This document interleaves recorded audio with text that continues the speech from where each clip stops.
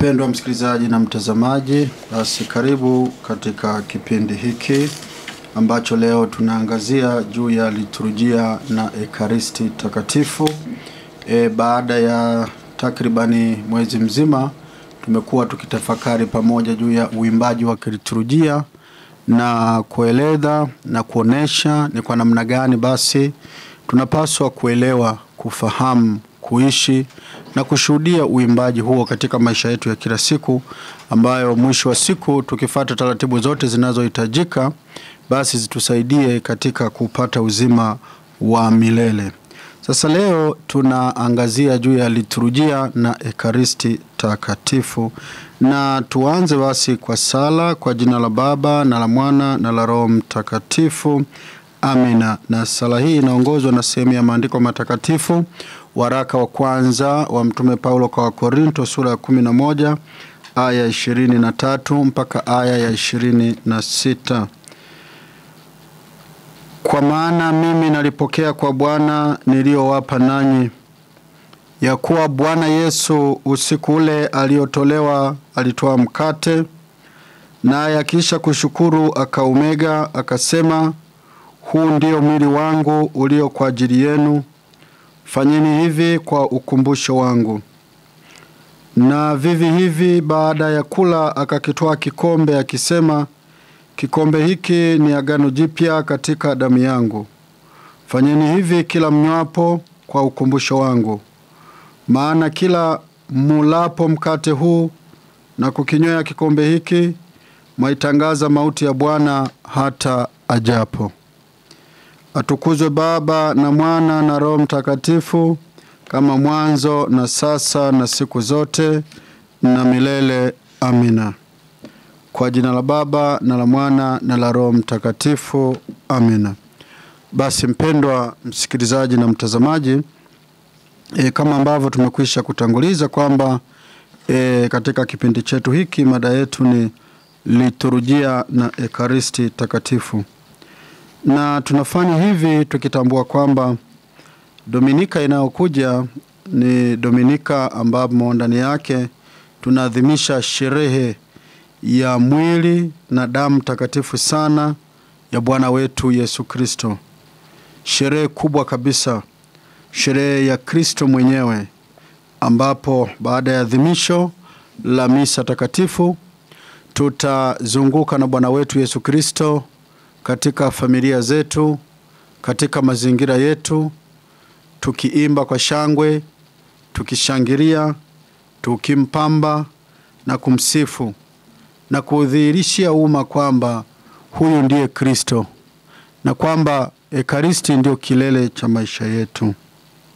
Kumbe lengo la mada hii ni kutaka kutusaidia sisi wa Kristo wa Katoliki kuelewa kwamba pasipo liturujia maana yake hakuna ekaristi, kwa sababu ni ndani ya liturujia ndimo ekaristi inatengenezwa, ndimo ekaristi inaundwa kupitia adhimisho la misa takatifu.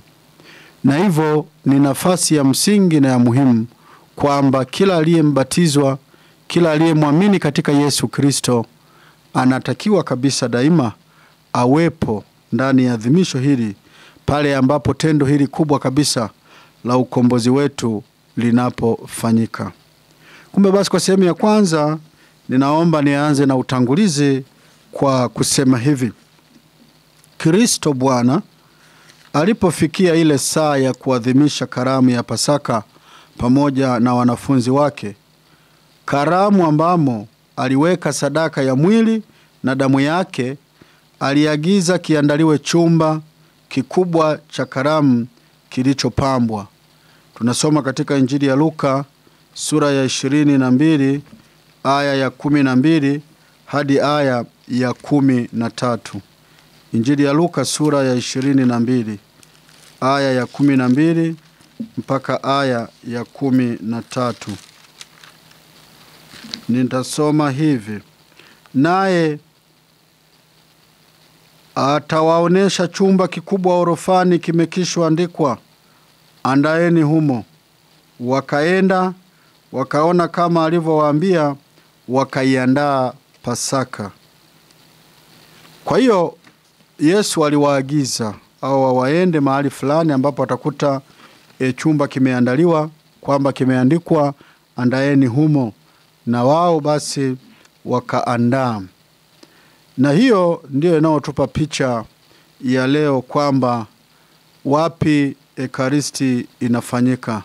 Ni katika adhimisho la misa takatifu katika jengo ambalo ni kanisa. Kumbe kwa agizo hilo kwa mitume, daima kanisa limeelewa kuwa agizo lile hulihusu lenyewe pia linapopanga yale mambo yanayotakiwa katika kuandaa roho za watu, mahali, riti, yani namna ya kuadhimisha, matini, vitabu vya kiliturujia vinavyotumika kwa ajili ya kuadhimisha Ekaristi takatifu. Na ndiyo maana kanisa kupitia mababa wa Mtaguso wa Vatikano wa pili katika hati ya liturujia inayoitwa Sacrosanctum Concilium linafundisha hivi: Mwokozi wetu katika karamu ya mwisho, usiku alipotolewa, aliweka sadaka ya Ekaristi ya mwili wake na damu yake. Alifanya hivyo ili kuendeleza sadaka ya msalaba siku zote mpaka atakaporudi, kusudi amwachie bibi harusi mpendwa, yaani kanisa, ukumbusho wa kifo chake na ufufuko wake, sakramenti ya utakatifu, ishara ya umoja, kifungo cha mapendo, karamu ya Pasaka ambamo Kristo huliwa na Roho hujazwa neema na utolewa mana ya uzima wa milele. Kumbe kutokana sasa na upendo huu wa Mungu kwetu sisi, ndipo maneno haya kwetu tunapaswa kuyatafakari kwamba kama malaika wangekuwa na wivu kwa binadamu, basi wangefanya hivyo kwa sababu ya Ekaristi takatifu.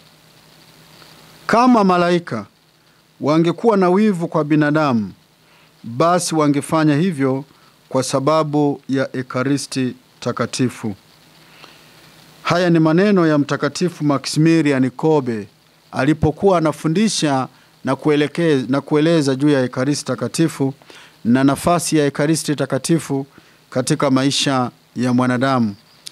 Tunajua kwamba kila mmoja angefurahi labda akiona mtu fulani amealikwa kwenda kula pamoja labda na Mwadhama Protasi Kardinali Rugambwa pale uaskofuni. Nadhani angefurahi sana, na mwingine angeona pia wivu kwamba huyu anaenda kujumuika chakula cha mchana leo pamoja na kardinali. Nadhani inatia wivu fulani, yani kuona kula na mtu mkubwa kama yule katika nafasi ya kanisa, au labda katika jamii, katika serikali umealikwa labda na mkuu wa mkoa au labda na waziri au na rais, unajisikia namna gani? Kwa hiyo ndio maana Maximilian Kolbe mtakatifu huyu anatoa maneno haya kuonyesha kwamba ni kwa namna gani Ekaristi takatifu ilivyo na nafasi kubwa, ambayo kwa kweli ni chakula na kinywaji cha Mungu mwenyewe. Sasa wao malaika wana nafasi ya kula mwili huu, ya kunywa damu hii kama tufanyavyo sisi ambao tuna mwili na roho. Na ndio maana Mtakatifu Maximilian Maria Kolbe anasema kama malaika wangekuwa na wivu kwa binadamu, basi wangefanya hivyo kwa sababu ya Ekaristi takatifu. Sasa baada ya kueleza hivyo, nieleze kwanza juu ya maana ya Ekaristi. Maana ya Ekaristi. Katika kongamano la Ekaristi takatifu 2020 kama sio 21, tutakumbuka kwamba tulifanya kongamano katika jimbo letu kuu hapa Tabora pamoja na viunga vyake, majimbo yale jirani.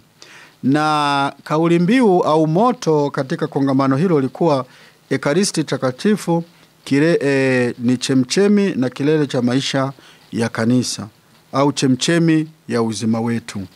Kumbe tunapozungumza sasa Ekaristi takatifu ni kwamba ni sakramenti ambayo kwa maumbo ya mkate na divai, mwili na damu ya Bwana wetu Yesu Kristo kweli na kwa hakika vinakuwepo, ili ajitoe mwenyewe bila kumwaga damu kwa Baba wa mbinguni, na ajitoe mwenyewe kwa waumini kama chakula cha roho zetu.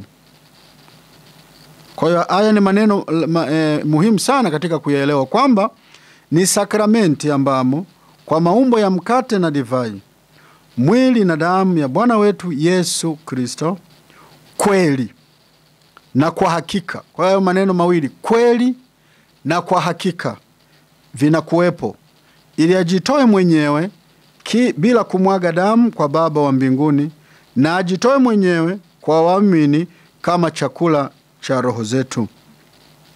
Sakramenti hii ni chemchemi na kilele cha maisha yote ya Kikristo.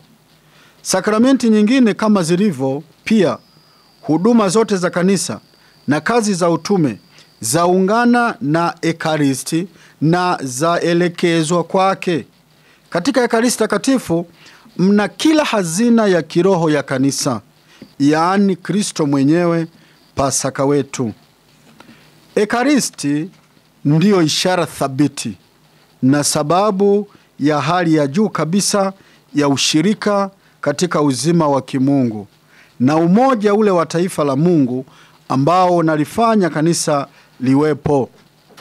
Ekaristi ni kilele cha tendo la Mungu la kuutakatifuza ulimwengu katika Kristo, na kilele cha tendo la kumwabudu Mungu wampalo watu Kristo, na kwa njia yake wampalo Baba katika Roho Mtakatifu. Kwa ufupi, tukichukua maneno ya Mtakatifu Ireneusi, tunasema kwamba Ekaristi ndio jumla na muhtasari wa imani yetu. Namna yetu ya kufikiri hulingana na Ekaristi, na Ekaristi kwa zamu yake huimarisha namna yetu ya kufikiri, kwamba namna yetu ya kufikiri hulingana na Ekaristi, na Ekaristi kwa zamu yake huimarisha namna yetu ya kufikiri. Tunaposema haya maneno, maana yake ni nini? Kwamba sisi namna yetu ya kufikiri, namna yetu ya kutenda hulingana na Ekaristi, maana yake inalingana na Yesu mwenyewe, kwamba kile tunachokifanya ni mawazo, ni maneno, ni matendo ya Bwana wetu Yesu Kristo mwenyewe. Na hivyo kwa zamu yake sasa huyu Yesu anatuimarisha kwa namna yetu pia ya kufikiri.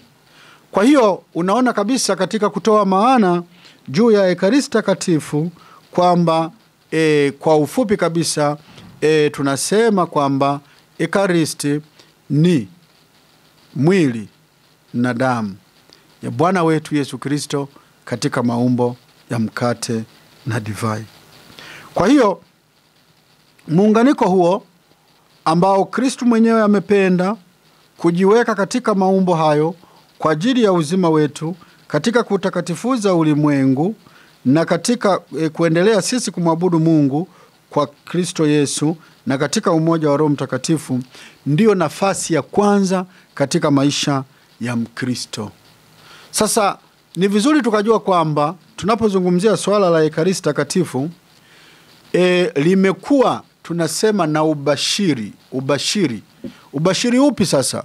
Ubashiri ambao tayari Mungu kuanzia Agano la Kale kama kifanano ambacho kitakuja kukamilika katika Agano Jipya, tayari vilikuwepo viashiria, tayari vilikuwepo vielelezo vinavyoonyesha kabisa kwamba hii Ekaristi na msisitizo huu wa kula chakula hii au mikate hii unaashiria kile kitakacho sasa kuja kuwa, kwamba huu mkate si mkate tu, huu damu hii au divai si divai tu, bali sasa inakuwa ni damu kweli na mwili kweli wa Kristo Yesu, Mungu nafsi ya pili. Sasa ni vizuri tukajua kwamba Ekaristi imekuwepo katika mpango wa Mungu katika historia ya wokovu wetu. Katika Agano la Kale tunakuta ishara za mkate na divai. Katika kiini cha adhimisho la Ekaristi kuna mkate na divai, na ndio maana katika adhimisho la misa takatifu kutokana na utimilifu wake, hayo yote tunayaona yakitendeka, ambavyo kwa maneno ya Kristo na kwa kumuita Roho Mtakatifu hugeuka kuwa mwili na damu ya Kristo. Kanisa huona katika tendo la Melkisedeki, mfalme wa Salemu na kuhani, aliyechukua mkate na divai akampatia zawadi Abraham au Abraham kabla hajaitwa Abraham au Ibrahim, na divai ni kifanano cha sadaka halisi ya Yesu. Naposoma katika kitabu cha Mwanzo sura ya 14, kitabu cha Mwanzo sura ya 14 aya ya 17 mpaka aya ya 18 inaweka wazi hiki kifanano ambacho kwa kweli ni ubashiri na viashiria vya kile kitakachokuja kutokea baadaye. Sasa ukisoma katika hii sura ya 14 kitabu cha Mwanzo aya ya 17 mpaka 18 tunaambiwa hivi: Abraham aliporudi kutoka kumpiga Kedorlaoma na wale wafalme waliokuwa pamoja naye, mfalme wa Sodoma akatoka amlaki katika bonde la Shawe, nalo ni bonde la mfalme. Na Melkisedeki mfalme wa Salemu akaleta mkate na divai, naye alikuwa kuhani wa Mungu aliye juu sana. Kwa unaona, akaleta mkate na divai. Hapa tunazungumzia agano la kale ambavyo hivi ndio tunaovitumia leo. Kwa hiyo katika sehemu ya pili sasa, viashiria hivi au ubashiri huu tunaona pia katika agano la kale mkate na divai vilitolewa sadaka kati ya mazao ya kwanza ya nchi, ishara ya kumkiri muumba, katika kitabu cha Kumbukumbu la Torati sura ya 8 aya ya 6 mpaka ya 10. Kitabu cha Kumbukumbu la Torati sura ya 8 aya 6 mpaka aya 10. Musa anawaeleza Waisraeli hivi: nawe uzishike amri za Bwana Mungu wako, upate kwenda katika njia zake na kumcha, kwa kuwa Bwana Mungu wako yua kuingiza katika nchi nzuri, nchi yenye vijito vya maji na chemchemi na visima vibubujikavyo katika mabonde na vilima, nchi ya ngano na shairi na mizabibu na mitini na mikomamanga, nchi ya mizeituni yenye mafuta na asali, nchi utakayokula mikate humo. Kwa hiyo hapa neno mikate linatajwa, pasina shida, hutapungukiwa na kitu ndani yake, nchi ambayo mawe yake ni chuma na milima yake yafukuka shaba, nawe utakula ushibe, utamshukuru Bwana Mungu wako kwa nchi nzuri aliyokupa. Kwa hiyo unaona kabisa haya ndio tuseme malimbuko na matoleo ya mwanzo kabisa ambayo yalitolewa mkate, kuonyesha ile thamani na kile ambacho ni ubashiri na kiashiria kitakacho kutumika katika agano la jipya na Mungu mwenyewe kuwa kwetu mkate, mwili na damu ya Bwana wetu Yesu Kristo. Lakini pia mkate na divai vinapata maana mpya katika tendo lote la kutoka nchini Misri. Yaani mikate isiyotiwa chachu ambayo Israeli hula kila mwaka wakati wa Pasaka hukumbusha haraka ya kuondoka kuliko wakomboa kutoka Misri. Kumbukumbu kwanza kwamba aliishi kwa mkate wa neno la Mungu. Na ndio maana unaona katika kitabu cha Kutoka ile sura ya 13 aya ya kwanza hadi ya 10, Waisraeli wanapoambiwa maandalizi yale ya kula mwana kondoo pamoja na mkate katika kukombolewa kutoka nchini Misri. Lakini pia katika kumbukumbu hiyo ambayo tumesoma sura 3 aya ya 8, unaona kwamba waliambiwa wachinje mwana kondoo au mwana mbuzi, na hapo basi waweze kula pia mkate, ambao hii yote inatupa ile nguvu ya ukombozi, ambapo baada ya kula waliambiwa watakapochinja damu wapake kwenye miimo ya milango, ili malaika atakapokuja aweze kuluka na kuingia katika zile nyumba ambazo hazina damu kwenye miimo ya milango, kuonyesha ile nguvu ya damu ambayo kwa kweli kwamba ilimzuia malaika kuwaua wazaliwa wa kwanza wa Misri, lakini wa Israeli, lakini aliweza kuingia katika nyumba za wa Misri na kuwateketeza wale watoto wazaliwa wa kwanza, kuonyesha kwamba kila mahali alipoona damu kwa kweli hakuweza kuingia katika kuteketeza au kuua wale watoto wazaliwa wa kwanza. Hiyo damu maana yake na nguvu ya kukinga. Damu hiyo ina nguvu ya kuzuia kwamba malaika hawezi kufanya lolote, kwa sababu ni damu ya nguvu ya Mungu mwenyewe. Na hii ndio tutakuja kuiona sasa katika Agano Jipya, ambayo kwa kweli ndio damu ya Kristo Mungu mwenyewe, ambayo kwa njia yake tumekombolewa kwa njia mateso, kifo na ufufuko, kwa kumwaga damu yake pale msalabani. Lakini pia tunakuta katika kitabu cha Kutoka ile sura ya 16 na ulinganifu wa sura ya 16 kitabu cha Kutoka na Agano Jipya, Injili ya Yohane sura ya 6 ya 26 mpaka 35, Yesu anazungumzia juu ya mana. Na sehemu hii ya kitabu cha Kutoka sura hii ya 16 inazungumzia mana na kware ambayo Waisraeli walipewa kula wakiwa katika safari yao kuelekea katika nchi ya ahadi. Lakini pia tunaona miujiza ya kuongeza mikate katika Agano Jipya. Kwa kuwa Bwana anasema baraka, anamega na kugawa mikate kwa njia ya wanafunzi wake ili kulisha umati, ni vifano vya uteule wa mkate ule mmoja wa ekaristi yake. Kwa hiyo tumeona katika Injili, unaposoma Injili ya Marko sura ya 14, sura ya 15, Injili ya Yohane sura ya 16, unaona kuna kuongezeka kwa mikate. Sasa hiyo ni kiashiria kwamba kile ambacho kimeanza katika Agano la Kale kinaenda kinapata maana kwamba kwa nini kinatumika hiki, kina lengo gani mwisho wa siku. Lakini pia tunaona pale Kana ishara ya maji yaliyogeuka divai, hutangaza tayari saa ya utukufu wa harusi katika ufalme wa Baba, ambapo waamini watakunywa divai mpya iliyogeuka kuwa damu ya Yesu, ambayo wataanza kuinywa hapa duniani na katika uzima wa milele. Lakini pia Yesu anatangaza tangazo la kwanza la Ekaristi lililowagawanya wanafunzi. Yesu alisema aulai mwili wangu na kuinywa damu yangu ana uzima wa milele, na anasema msipoula mwili wake mwana wa Adamu hamna uzima ndani yenu. Kumbe ili tangazo, ili fundisho liliwakwaza watu, liliwarudisha nyuma, wakaona kwamba inawezekanaje sisi tukala mwili wa huyu, inawezekanaje tukanywa damu ya huyu. Kwa hiyo huyu mtu hatufai, anatuambia sisi tule watu, hapana.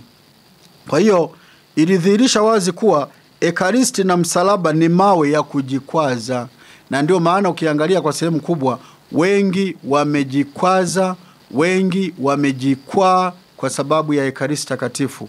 Wengi wamejikwaa, wengi wamejikwaza kwa sababu ya msalaba mtakatifu. Yaani Ekaristi takatifu imekuwa ni ishara ya kunenewa, msalaba umekuwa ni ishara ya kunenewa. Yesu mwenyewe huyo sasa ndio ishara ya kunenewa, na ndio maana ndio fumbo lenyewe, na haliachi kuwa sadaka ya mgawanyiko. Mpaka leo hii ni sadaka ya mgawanyiko. Ukiona katika kanisa tunagombana, ni kwa sababu nakuta kuna wale ambao wanaosisitiza na kuelewesha na nafasi ya Ekaristi takatifu, lakini basi kuna wale ambao hawaoni hiyo umuhimu na hiyo nafasi. Kwa hiyo tayari kuna mapingano kati yetu, kuna msuguano kati yetu. Na ndio maana Yesu aliwauliza, je, ninyi nanyi mwataka kuondoka? Swali hili la Bwana lililosikika kwa karne kama mwaliko wa mapendo yake, hugundua kwamba ni yeye peke yake aliye na neno la uzima wa milele. Na ndio maana katika ile kalamu ya mwisho, kama tulivyotanguliza hilo somo la waraka wa kwanza wa Mtume Yohane kwa Wakorinto sura ya 11 aya 23 mpaka 25, tunaona hayo masimulizi ya kuweka Ekaristi takatifu, na Yesu akasema fanyeni hivi kwa kunikumbuka mimi. Kwa hiyo mpaka sehemu hii ya kwanza tunaona kabisa ubashiri huo na utangulizi huo wa nafasi ya Ekaristi takatifu, ambayo ndani ya liturujia ndiyo inafanywa kweli kuwa mwili na ndiyo inafanywa kweli kuwa damu, na sio nje ya nini ya liturujia. Basi baada ya kuona hivyo viashiria vichache juu ya Ekaristi takatifu katika Agano la Kale, tuangalie sasa kuwekwa kwa Ekaristi takatifu katika Agano Jipya, na kwa namna ambavyo sisi sasa tunaendeleza ile amri ya Bwana wetu Yesu Kristo kwamba fanyeni hivi kwa kunikumbuka mimi. Tumepokea masimulizi ya kuwekwa Ekaristi kutoka katika Injili 3, yani ile Injili ya Mathayo sura 27, 26 na 29, Injili ya Marko sura ya 14 aya 22 mpaka 25, Injili ya Luka sura ya 14 aya 20, lakini pia katika waraka wa mtume wa kwanza wa mtume Paulo kwa Korinto sura ya 11 aya 23 mpaka 25. Hili linaweka mbele yetu kwamba kwa kuadhimisha karamu ya mwisho pamoja na mitume wake wakati wa mlo wa Pasaka au karamu hile ya Pasaka, Yesu aliipa Pasaka ya Kiyahudi maana yake halisi.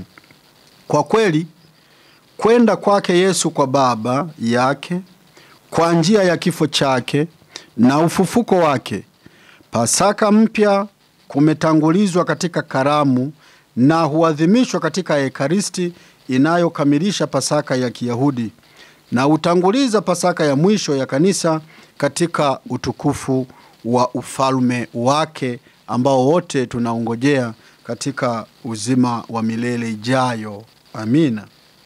Sasa tendo hili la kuwekwa Ekaristi takatifu na amri ya kuendeleza tukio hili la Ekaristi takatifu linalofanyika ndani ya liturujia katika adhimisho la misa takatifu ni tendo lililo kuu, ndio tunasema kilele. Kwa hiyo unaposema kwa sehemu ya kwanza liturujia ni chemchemi na kilele cha maisha ya Mkristo, lakini kinachosimama cha kwanza ndani ya hiyo liturujia ndio Ekaristi takatifu, ambapo tunasema Ekaristi takatifu ni chemchemi na kilele cha maisha ya huyu Mkristo, kwa sababu ukiondoa Ekaristi takatifu katika maisha ya Mkristo Mkatoliki, maana yake unabaki tu makanisa yanageuka kuwa tu maukumbi, yani yanakosa ile hadhi kwa kweli ya kuwa kanisa, kwa sababu kanisa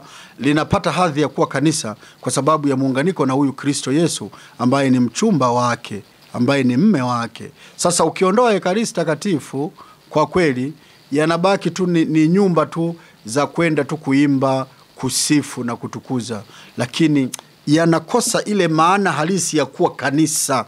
Yani kanisa ile kwamba kweli hili ni kanisa ni ile ambalo kweli linaunganika, ndio maana nasema kanisa la kiekaristi. Hiyo ndio inaleta maana. Pasipokuwa na Ekaristi takatifu na muunganiko huo wa sisi na Ekaristi takatifu, yani sisi kwa kweli tunakosa maana. Na ndio maana sasa Yesu alisisitiza hilo hata alipokuwa anafundisha juu ya Ekaristi takatifu katika hiyo sura 6 Injili ya Yohane. Pamoja na watu kunungunika na nini, hakusema kwamba sasa watu unajua wananungunika, labda ili fundisho limewakwaza, kwa hiyo labda tu niwaambie sio lazima na wala haipasiki kuwa hivyo. Lakini Yesu hakufanya hivyo.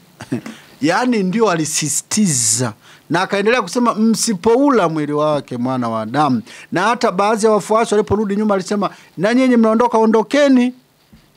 Na akawaambia sasa kama hili linawakwaza, je, mtakapomuona mwana wa Adamu anapaa kurudi kule alikotoka itakuwaje? Kwa hiyo na ndio maana akawaambia roho ndio itiayo nini? Uzima, mwili haufai kitu. Kumbe kikawaida sisi binadamu huwa tunaongea maneno, na wakati mwingine tunajipaka mafuta kwa mgongo wa chupa, au unampaka mtu kwa mgongo wa chupa. Kumpaka mtu mafuta kwa mgongo wa chupa maana yake ni nini? Yani umpake kwa ulaini, labda mkono wangu kidogo labda una machalala, kwa hiyo nikimpaka ataumia na nini, kwa hiyo inabidi nitumie sasa chupa ili inakuwa tu inatereza hivi ajisikie raha. Ndio ile kwamba watu hatutaki ukweli. Tunaona changamoto hiyo sasa hivi katika nchi yetu Tanzania, basi na mambo mengine yanayoendelea. Kisema ukweli kwamba jamani hili jambo liwe hivi, kuna hili jambo ambayo ni baya, tayari unaonekana mbaya. Sasa hiyo hapana.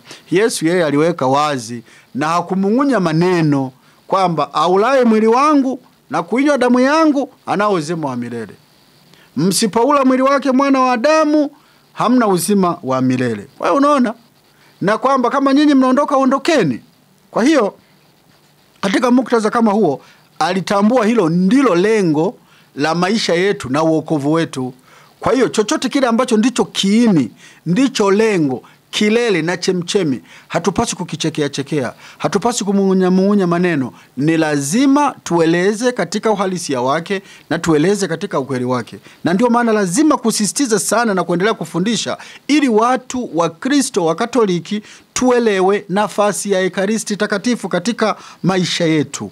Na ndio maana mitume waliendeleza hilo. Kama wasingeona la maana na walivyosisitizwa na Bwana wangeacha. Lakini hata kama wao wangeacha, wapo wengine ambao wangetokea, wangeendelea. Kwa sababu Bwana anakuita wewe wakati huo umuhudumie kwa niaba yake kwa ajili ya wokovu wa watu na wokovu wako mwenyewe. Kwa hiyo wewe ukikataa, wapo wengine watakaoendelea.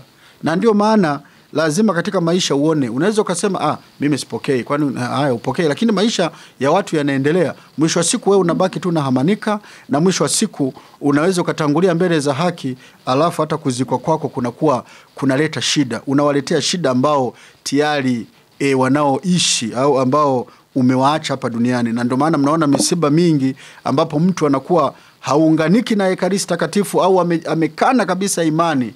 Anapofariki, kwa kweli wanaohangaika sio wewe ambaye umeshatangulia mbele ya haki. Zaidi wanaohangaika ni hawa sasa wanataka ndugu yao azikwe kwa adhimisho la misa takatifu. Unaona wanakuja parokiani, wapo na huzuni kweli, watasema uongo. Yani tu ili mradi tu kwamba adhimisho la misa lifanyike, kwa sababu wanaelewa yani ile furaha mtu anapozikwa katika adhimisho la misa takatifu. Kwa hiyo kumbe tuone kabisa kwamba kama Bwana wetu mwenyewe Yesu Kristo amesisitiza, basi je, sisi ambao tulio wafuasi wake, tulio viumbe, tunapaswa kulipokea na kuliweka namna gani?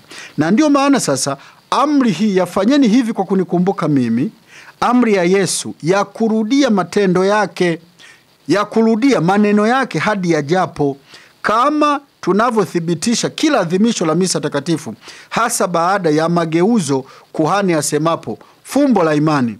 Na sisi jawabu letu ni kuthibitisha ukweli wa kile kimekuwa kweli, mwili na damu, kuwa ni Yesu, na ni kwamba tunaendeleza kumtangaza kupitia kazi yake ya ukombozi aliyolikabidhi kanisa, na kwamba tunaendelea kufanya hivyo mpaka atakapokuja. Tangu mwanzoni kanisa limebaki aminifu kwa amri ya Bwana. Juu ya kanisa la Yerusalemu husemwa kadiri ya Matendo ya Mitume kwamba waamini walibaki imara katika imani, wakishika mafundisho ya mitume, wakiumega mkate, wakiishi pamoja kidugu na kusali pamoja. Kwa hiyo ilikuwa hasa siku ya kwanza ya juma, yani Dominika, siku ya ufufuko wa Yesu, Wakristo walipokutanika kuumega mkate kwa kufata hiyo amri ya fanyeni hivi kwa ukumbusho wangu. Tangu nyakati zile mpaka nyakati zetu, adhimisho la Ekaristi limedumishwa hivi tunavyolikuta leo kila mahali katika kanisa na muundo mmoja wa msingi. Adhimisho hilo limebaki kiini cha maisha ya kanisa. Hilo linaonyesha kwamba kutoka adhimisho hadi adhimisho, likitangaza fumbo la Pasaka yetu hadi ajapo, taifa la Mungu linalosafiri kuenda mbele kwa kupitia mlango mwembamba wa msalaba, kuiendea karamu ya mbinguni ambako wateule wote wataketi katika meza ya ufalme wa Mungu. Kumbe ndugu zangu, ni vizuri sasa tukajua kwamba Ekaristi Takatifu kwanza ni mwili na damu ya Bwana wetu Yesu Kristo, kwamba ni lazima kwa wokovu. Ndio maana alisema msipoula. Maana yake nini? Ni lazima kwa wokovu. Kwa hiyo kama ni lazima kwa wokovu, wote wanaoingizwa katika Ukristo kwa njia ya ubatizo, kipaimara na sakramenti ya Ekaristi, hawa wanakuwa wameingizwa katika maisha ya uzima wa milele. Na hivyo muunganiko wao unapaswa kuwa muunganiko daima. Kwa sehemu ya kwanza ni muunganiko wa kuishi maisha adilifu na mema, na unaoimarishwa kwa nguvu ya Ekaristi Takatifu katika kupokea ndani ya adhimisho la misa takatifu, na kutupa nguvu ya kuendelea kufanya utume katika shughuli mbalimbali za kitume ambazo tunazokuwa tumepewa au katika vyama vya kitume ambavyo tulivyo navyo, kwa sababu bila kupata hiyo nguvu hauwezi, kwa sababu lengo la vyama vya kitume, lengo la maisha yetu sisi wa Kristo ni kumpeleka Yesu kwa watu. Sasa unampelekaje Yesu kwa watu wakati wewe hauna muunganiko naye? Unamhubiriji yule ambaye hauna muunganiko naye, ambaye sio rafiki yako? Kwa hiyo tuombe sana neema ya Mungu daima, sisi tulio wa Kristo wa Katoliki tuone nafasi ya Ekaristi Takatifu katika maisha yetu, na wala tusipuuzie, na wala tusichukue poa, na tusione hata nisipokula kwani kuna shida gani. Hapana, ukisema hivyo maana yake ni kufilisika kiimani. Maana yake ni kukosa maana ya maisha, na ndio maana unafika unasema hivyo. Basi Mungu atubariki sote na tuendelee kujaliwa nguvu hiyo ya kuelewa umuhimu na nafasi ya Ekaristi Takatifu ambayo tunaianza kuiazimisha ndani ya misa takatifu na baadaye kuishi katika maisha yetu ya kila siku. Asante na tumsifu Yesu Kristo.